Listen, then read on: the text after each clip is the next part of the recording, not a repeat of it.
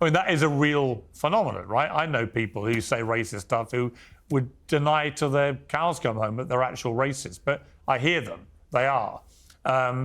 They really are, I guess, unconsciously racist. How would you describe it? But I don't know. I think that if you genuinely don't think that you are racist, then you're not, because that's not in your mind. It's not what's motivating. But do you think now, that's there could right? be people. See, on that I think point, maybe what you're talking. I would slightly pick you up on that, because I know people who may not think they're racist, but they definitely say stuff that is racist. They're judging people negatively from their skin color.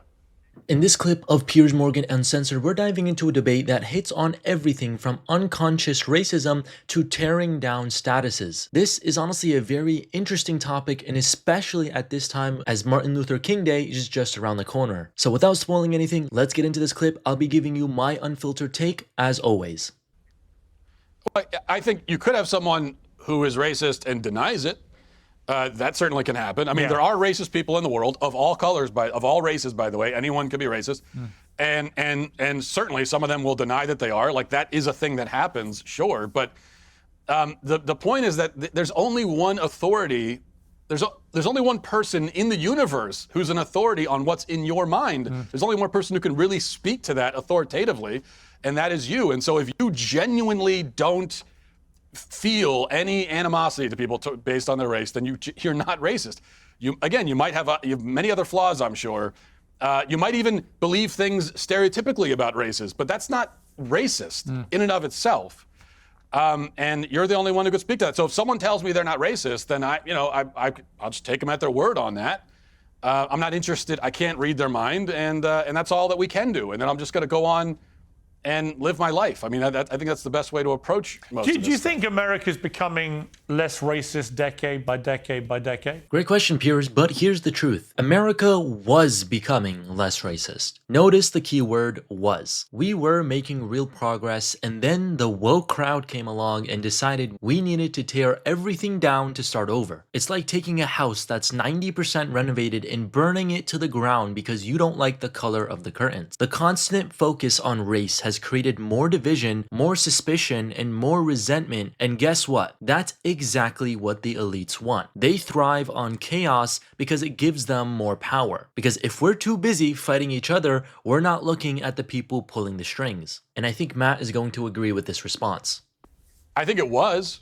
I think we kind of talk about in the movie that, in the 90s, and the 90s was not a racial utopia in the United States. I realize that OJ, race riots, that sort of thing did happen. But I will say that just anecdotally, growing up in the 90s, very, very quite diverse area, going to public school and all that, a lot of different races. It was not a major focus.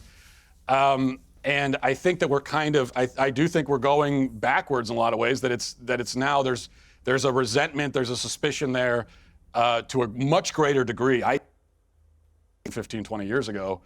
And again, this is all engineered. I think this is all quite intentional. The George Floyd murder features in the film, obviously. The reaction to that was extraordinary, unprecedented. Could you see good and bad in that reaction? Hard to see any good in it. I saw a lot of bad. I mean, I saw whole communities being burned down. I saw innocent people being victimized en masse across the country. I saw just people losing it was hysteria. I mean, what we saw was mass hysteria, and the response to that incident was not even close to reasonable. Honestly, this is the uncomfortable truth nobody wants to talk about. The George Floyd riots weren't peaceful protests. They were anarchy. Innocent people lost their homes, businesses, and livelihoods, all in the name of quote-unquote justice. How is burning down local grocery store or destroying a small business owned by a hard-working family justice? This wasn't about fixing anything. It was about unleashing chaos and calling it progress. And also, let's not forget the media's role in all of this. They glorified the destruction and called it necessary, and to be honest, it wasn't necessary. It was tragic and avoidable.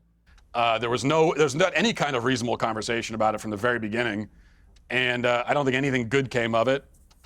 And that in and of itself is not responsible alone for a lot of the racial insanity we see today, because a lot of it was already happening. I mean, BLM existed years prior to that, but it certainly didn't help. I think that's for sure. How do we get from that incredible speech to you having to make this movie? Well, it's funny because I mentioned that to one of these race hustlers in the film. I just said, well, this is what Martin Luther King said. Aren't we supposed to? And she said, well, Martin Luther King said a lot of stuff, and then proceeded to to tell me what the reality is in her mind. But I think it goes back again to trying to create a situation where people are actually judged by their merits and all that sort of stuff. That's not the world that these people want to live in, because that takes a lot of this stuff out of the equation that they can use and exploit for their own power and benefit and gain. And they're just not interested in that. They don't want that. So I think that, look, I've been saying this for a while. They've been tearing down the statues in this country of founding fathers and all the white historical figures who existed prior to about 50 years ago. I think they'll get around to Martin Luther King Jr. I truly believe it. Yeah. We're going to see the first MLK statue come down in the next few years. I wouldn't be surprised if that happens. No doubt. Because even he, by their standards, even he is not woke enough. We saw it actually with the statues of Parliament Square. Gandhi, along with Churchill, had to be boarded up. It made no difference what their skin color was. They were all getting boarded up because people just wanted to tear them down. Matt's prediction sounds extreme, but is it really? The woke mob has already gone after founding fathers, abolitionists, and even figures like Gandhi. MLK's not untouchable to them. The moment his legacy doesn't align perfectly with their constantly shifting standards, they'll tear him down too. It was even far enough to the point where Gandhi, along with Churchill, had to be boarded up. Gandhi being literally the poster child for peace, and Churchill the guy who stood up to the Nazis. Both had to be boarded up because the woke mob couldn't handle nuance. This is what happens when you let outrage culture run wild. And it's no longer about the facts, it's about feeding the mob's insatiable appetite for destruction. And the saddest part, the people cheering this on don't realize they're next. Eventually, the mob turns on everyone, and nobody is safe. Not even Gandhi. Think about how insane that is. Of course, I would love to hear your guys' thoughts. Leave your thoughts down in the comments below. Do you agree with this, disagree with this, any of the points made, or just your general thoughts? Leave them down below. Be sure to give us a like and subscribe, and we'll see you guys in the next one.